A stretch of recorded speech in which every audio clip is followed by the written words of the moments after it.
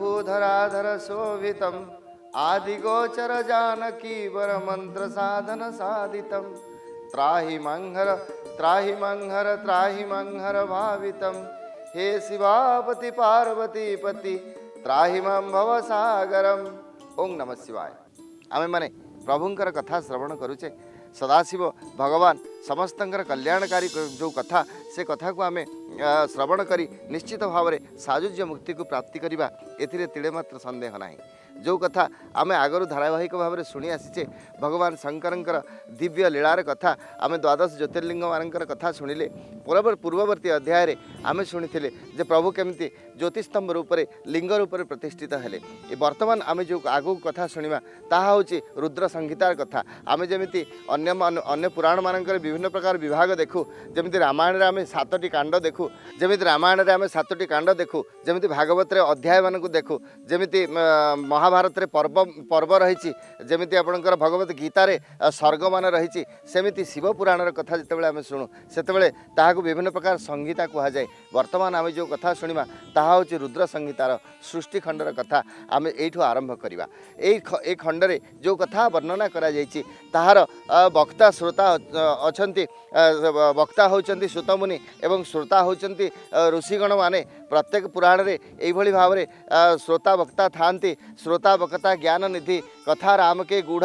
से निश्चित भाव में से गूढ़ कथा को श्रोता वक्ता भागवत रे एक कथा भी कहुई श्रोता वक्ता जे पचारी ए 3 जन जानती तरी से तेणु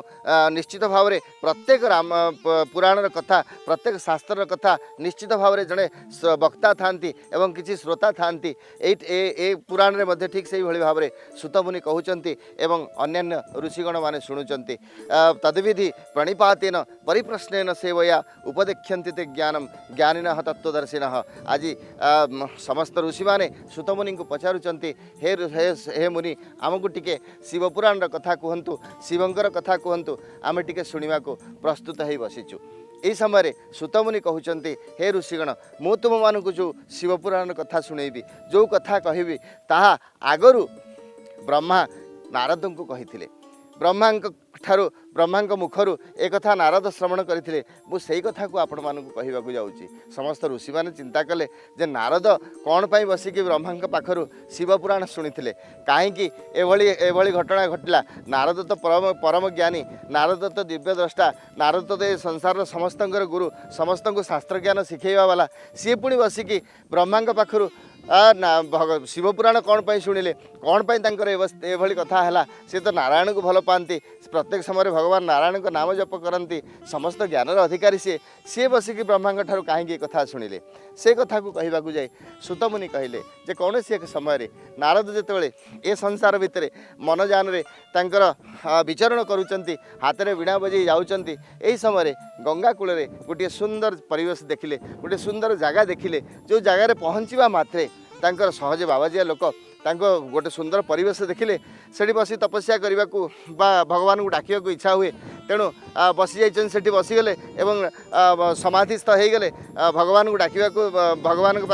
को जप ध्यान करने को इच्छा है से परिवेश एभली थिला से जगह एभली थिला स्वतःप्रभुत भाव में मन भितर से भली एक इच्छा जागृत है एवं बसीगले। आम निश्चित भाव में एक कथा आम अनुभव करिथिबा जे आम एमती गोटे गोटे जगह गले हठात आम मन को क्रोध आसे एमती गोटे गोटे जगह गले आमको खुशी लगे से बेले बेले आम विभिन्न जगह बुलवा चेष्टा करूँ विभिन्न जगार जा निज मन को परिवर्तन करने को चेष्टा करूँ। ठीक से भाव में आज नारद बसी जाइए समाधि जो बसीगले इंद्र सेपटे भाविले कहले ये नारद कौन तपस्या करने आरंभ कलानी। इंद्र सेपटे भाविले जे नारद तपस्या करने आरंभ कले मोर इंद्रपद नहीं जीवेनि तो आपण मैंने जानती इंद्रपद एक पदवी जोठी कि जे अधिक पुण्य करे जे अधिक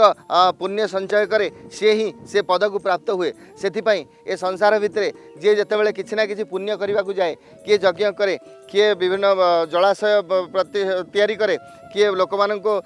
मंगल पाई किसी काम करे परोपकाराय पुण्याय पापाय परपीड़नम आम जानीचे तेणु परोपकार उद्देश्य किए तपस्या कले किए परोपकार कले इंद्र से निश्चित भाव में दुखित हुए मन में कष्ट हुए जे ये जदि अधिक मो ठार अधिक पुण्य करदेव ताहले मो पद को माड़ी बसो से इंद्र प्रत्येक समय जो मैंने किसी भल काम करने को जाती जो मैंने किसी परोपकार काम करने को जाती से केमी से गोटे भंडू तैयारी करेंगे केमी से निवृत्त करेंगे से चेष्टा करती जितेबाला नारदर समाधि दृढ़ हो गला जितेबाला नारद भल भाव में बसिकी तपस्या करने को आरंभ कले से इंद्र डरीगला एवं तांको समाधि को भंग करने से कामदेव को पठेला कामदेव आसीगले साथी बसंत आसी चिंता कले जे नारदंकर ये तपस्या केमती भंग करेंगे जिते प्रकार चेष्टा कले कामदेव किंतु नारदंकर तपस्या भंग कर पारे ना ये बसंत मध्य अनेक प्रकार से मलय बुहाइले अनेक सुगंध से प्रसारित कले जिते प्रकार चेष्टा है नारदंकर कौन मते विचलित हेले ना नारदंकर तपस्या भंग है ना तेणु डरिक कामदेव आ बसंत फेरीगले इंद्र पाखु कहले नाई आज्ञा आम द्वारा ये काम हम ना आपण आमको क्षमा करूँ आम यहाँ करें पूर्वर गोटे जड़े तपस्वींकर से भाव में तपस्या भंग करी मोर देह आउ नाही आपण मैंने जानती भगवान शंकरंकर तपस्या भंग करने को थे कामदेव आसी एवं भगवान शंकर तृतीय नेत्र जाली देते से कथा आम आग को निश्चित भाव में शुणा ये पुराणर कथा जो कथा ब्रह्मा नारदंग आगे वर्णना करेंगे आम आग को से कथा निश्चित शुणा तेरे से भय से पलि जाइंट नारद से दृढ़ भाव में बसी तपस्या करुँच तपस्या भंग है नारद चिंता कले जे एत गुड़ाए दिन मुझे तपस्या करदेली आउ या भितर घटी जाइए कौन ना कामदेव आसी मत चेष्टा कर मो तपस्या भंग करने को किंतु करें ना ये कथा मन में गोटे अहंकार आसला आपण मैंने जानती जदि कौन समय किए किसी सफलता पाई थाए से सफलता अन्य जदि किए पाई पूर्वर सी पाखे जाकि जनइबा को व्यग्र हो उठे जदि मु कौन जगह पीएचडी करदेली ताहले मते मो समसामयिक जी पीएचडी कर मो पूर्वर मुझे कही भाई मुझे करदेली से भाव में जेकोसी सफलता जदि जड़े हासिल करे सी से भाई सफलता जो मैंने हासिल करते आगे कहवाक व्यग्र हो उठती तेणु नारद आज ठीक से भाव में व्यग्र हो जाती जे मु कामदेव को हरई देछि मते कामदेवर कौन प्रभाव है ना ए कथा जिते से भावी ए समग्र सृष्टि रे ए समग्र संसार रे जड़े मात्र ये सफलता को हासिल कर सी होचंदी भगवान शिव तेणु शिव पाखक दौड़िले नारद जा शिव पाखे पहुँची गले कहले प्रभु आपण पाखे मुझे पहुँचली गोटे कथा आपण को कहवाक आसी भगवान सदाशिव जानते कौन घटना घटी जाइए तेणु हसिकी डाकिले कहले बस नारद कौन है कह नारद कहले आज्ञा मु तपस्या करने को बसी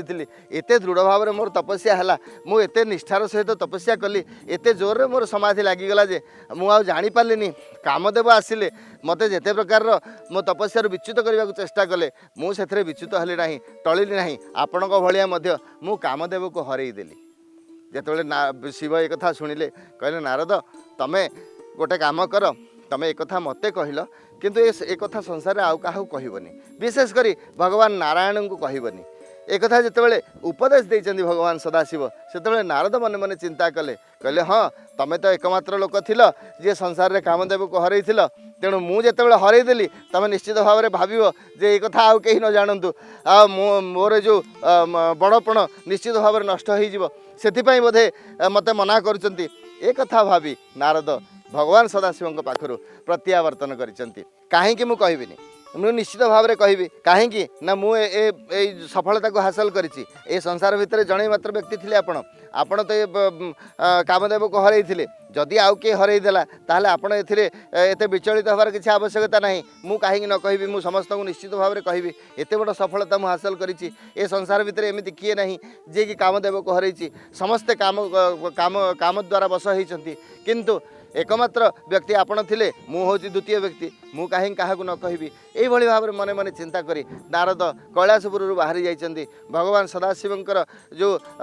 उपदेश से उपदेश किसी काम करनी से उपदेश मन भितर किसी प्रभाव पकई ना जे ए कथा क्या कहवा उचित नुह भगवान सदाशिव कहले कौन समय कौन तपस्यार सफलता कौन समय कौन साधनार सफलता ए कथा क्या आगे वर्णना करवा उचित नुह एक कथा वर्णना कले ताहा क्षीण हुए ताहा क्षय हो जाए से एक कथा को मध्य सदाशिव उपदेश को मध्य नारद ग्रहण करने को प्रस्तुत नुहे तेरे परवर्ती समय नारदंकर कथा कौन हम भगवान सदाशिवंकर उपदेश तांको किभली भाव में महंगा पड़ो से कथा निश्चित भाव में आम श्रवण करवा जो सदाशिवंकर कथा आम शुणुचे से सदाशिव आपण को मते निश्चित भाव में आशीर्वाद प्रदान करेंगे एथिरे मात्र संदेह ना। ओं नमः शिवाय, ओं नमः शिवाय, ओं नमः शिवाय।